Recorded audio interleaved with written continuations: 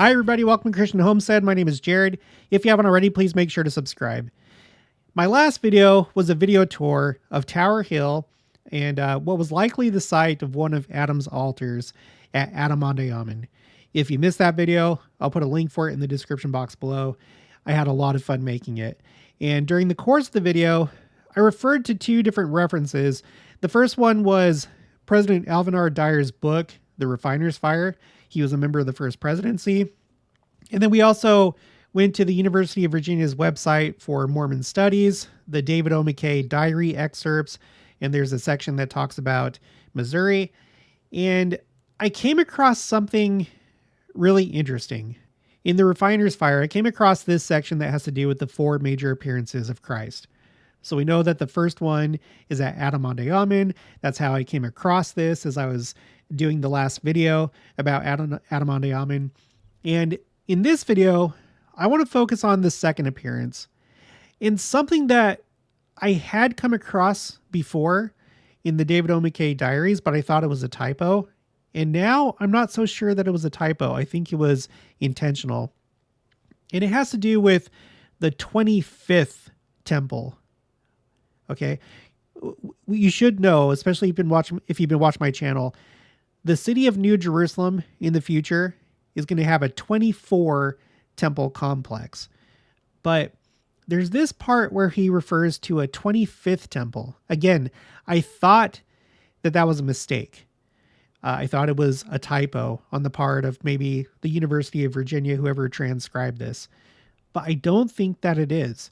So this is important to understand because you have these four appearances of Christ, which we're going to go over right now.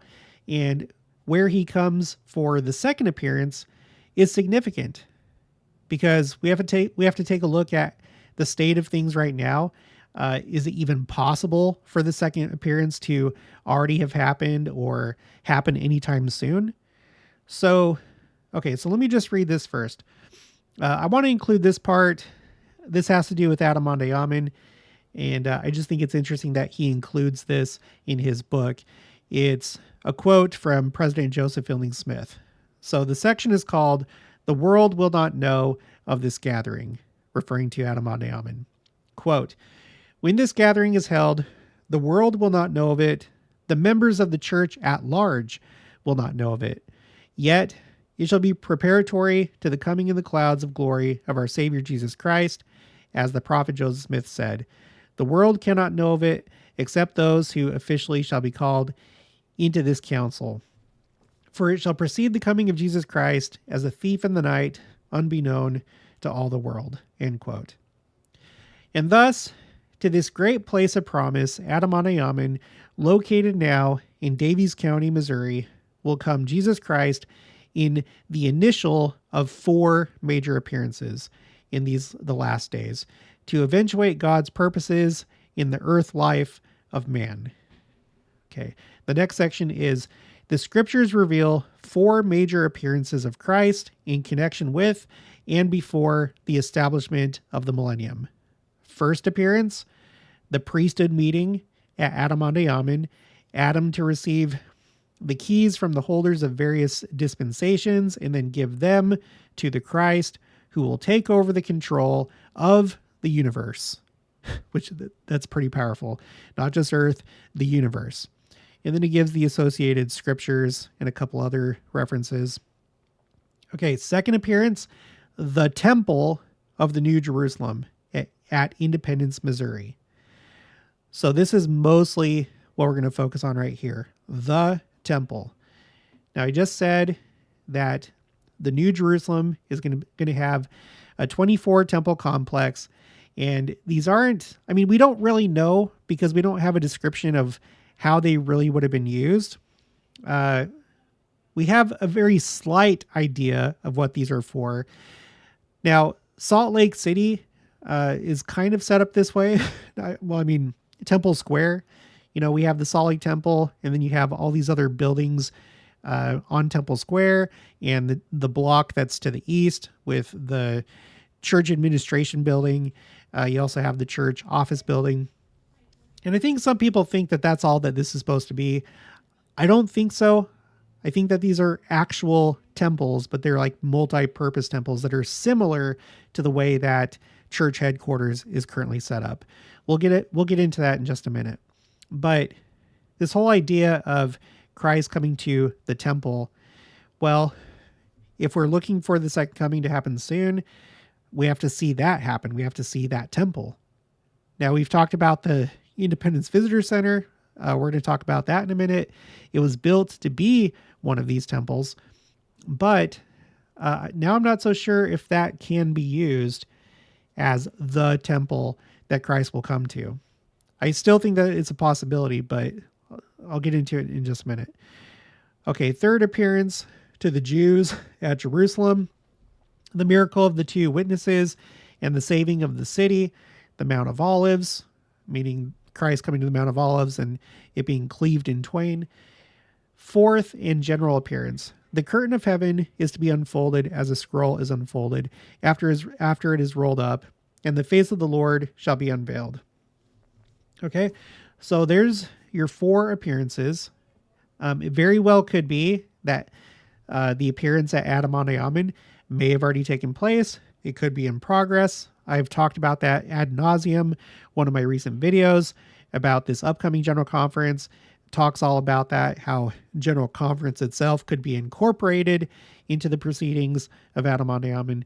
So just go check out that video if you missed it. But now, let's go ahead and read from the David O. McKay diaries. Now, this is even though it's David O. McKay's diaries, you have entries here that were written by President Alvin R. Dyer. So that's who's talking right now. He says, I explained to the president that the prophet Joseph Smith in the early days sent a Plat plan of the city of Zion, New Jerusalem, which included the temple complex from Kirtland, Ohio to the Brethren in Jackson County, Missouri. This plan was prepared in the prophet's own hand, and that the original was in the church historian's office. Conjointly with Brother Fetzer, who's the architect, we reported to the President David O. McKay, that our study in this direction was to undertake, if we could, to ascertain which of the temple buildings designated would presumably be located on that part of the temple land that the church owned. So he's talking about the Independence Visitor Center. They wanted to figure out, by looking at this plan, which of these buildings would the Independence Visitor Center be. It would currently be used as a visitor center, but at some future point, it would be renovated and turned into one of these temples. Okay? That's what he's talking about. Okay. This we had arrived at and had determined which of these locations could be consecrated upon for the erection of a building for the purpose intended. Now here's the part. Listen very carefully. The temple buildings, except the temple where the Lord will officially appear, as spoken of in the Revelations, are represented on the prophet's plan as houses, buildings, or temples of certain orders of the priesthood. There will be 25 in all, occupying about 35 acres. The hope of all this is to be as realistic as possible in the erection of a building, the basic structure of which could be used at a future date as part of the temple complex, but to be designed and erected now as a Bureau of Information, a visitor center. Brother Fetzer identified on the overlay sheet the particular building location which we proposed to use, which someday perchance could be a part of the overall complex. And by the way, they built the Independence Visitor Center according to the specifications that were revealed to Joseph Smith. Okay. It is meant to be a temple in the future. But let's go back to this. He's talking about the 24 temples. He just talked about the fact that they had different designations according to priesthood office. So if you go to the original plan, so here's the first draft of what New Jerusalem was supposed to look like. Okay, here's the 24 temples. They were thinking of having a block right here for a bishop's storehouse, like a warehouse, but that was revised and it's not part of the revised plan. But when you go to the back, it tells you what the temples are supposed to be. Not necessarily how they're supposed to function, but we get some idea of what they're supposed to be. So you have temples 10 through 12 are to be called the house of the Lord for the presidency of the high and most holy priesthood after the order of Melchizedek, which was after the order of the Son of God upon Mount Zion, city of the New Jerusalem. And then you have temples 7 through 9, the sacred apostolical repository for the use of the bishops. Now I took all these and I put it on a spreadsheet just to kind of simplify it. And the way that it works is that you have these 12 temples on the east side that are for the Aaronic priesthood. And then you have the ones on the west side for the Melchizedek priesthood. And temple number 11 would be, I presume, would be the primary temple, or what I thought would be the primary temple. But now we have this whole thing about a 25th temple. So, okay, let's take a look at this. Let's go to Photoshop. Here is a satellite image of Independence, Missouri, and the temple lot, right? So here's what people typically think of when you say temple lot. I believe that this would have been temple number 11, the main temple. Okay. But you can see that there's all this other land right here that would be needed for all 24 temples. So what I did is I took the revised city plat for the city of Zion and put it over the satellite image. Let me take that off. And then you can see roughly how that would have gone. If you were to plan for the future and you're looking at the land that the church owns and you want to do the visitor center, you take a look at this. And I'm thinking that the visitor center would be this temple right here. Temple number, what is that? Let's see, 16, 17, 18. So this would be temple number 13, 14, 15. Yeah. So this would be temple number 13, which according to this would be one of the 3 houses of the Lord for the deacons in Zion, helps in government, which we don't really know exactly what that means. Okay. So 24 temples. And this is the only place that I know of that you come across this concept of a 25th. Let me read it again. At first, I didn't read this very carefully. I just saw 25 and I was like, oh, I think he meant 24, or, oh, this was a typo.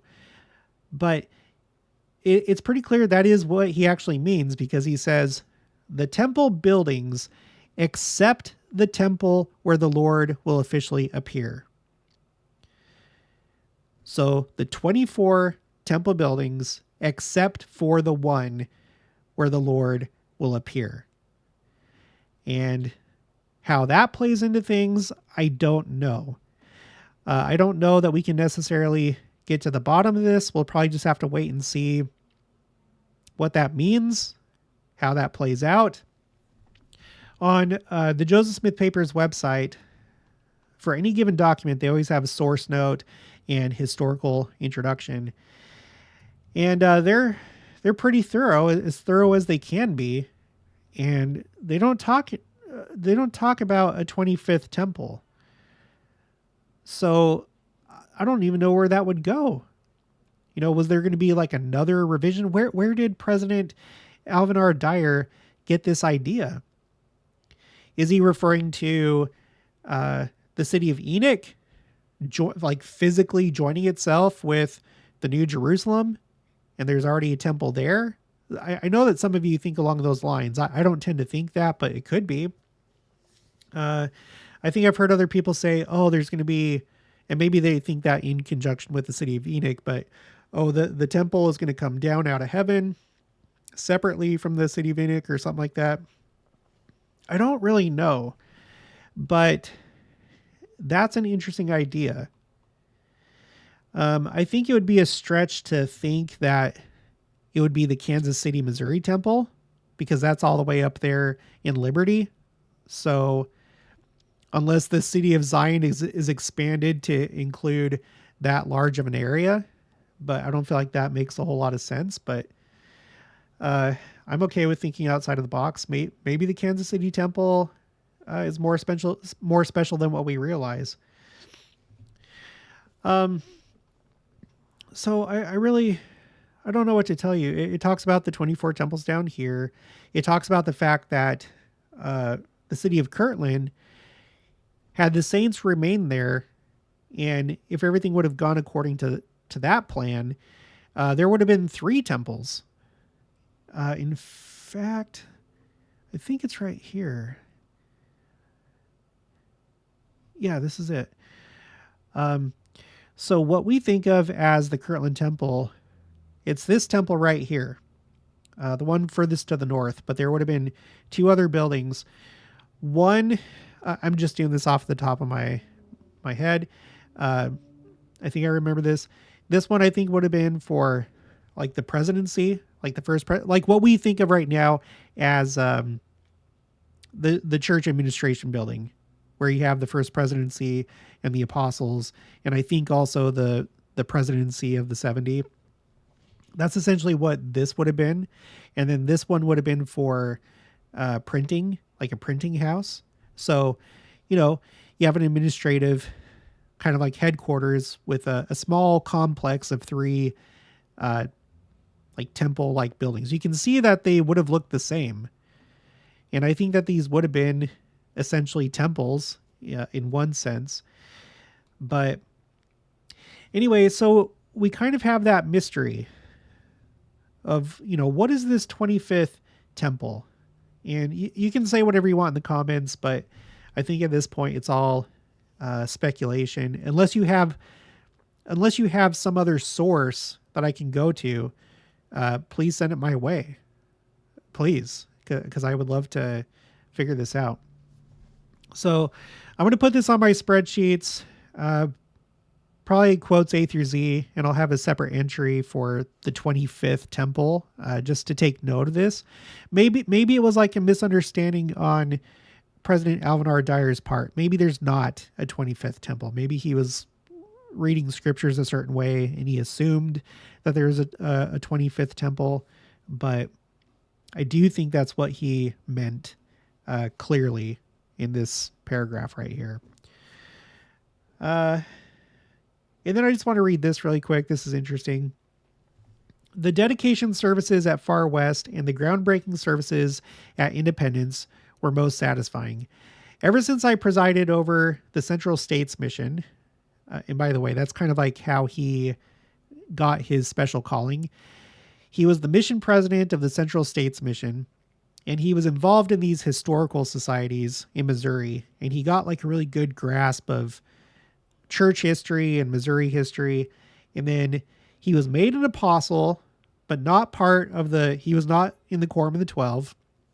He was like a standalone apostle. And then he was brought in as a third counselor in the first presidency with a very special, specific task to go to Missouri and prepare these places. And then after that, he was released and he joined, I think, the first quorum of the 70, but he was still an apostle. It's the only time that that's happened. He retained his office as apostle, but he was in the first quorum of the 70. So this was a very special individual. Okay, ever since I presided over the Central States Mission, I have looked forward to a greater emphasis being placed upon that which transpired in Missouri and of its future and destined,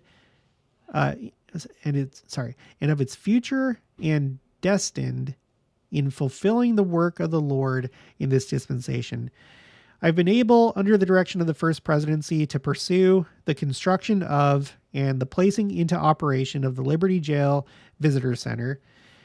Now, with the beautification and dignifying of the temple site at Far West and the erection of a visitor center at Independence on the temple land, I feel that the image of these things will be lifted in the minds of the leaders and the members of the church.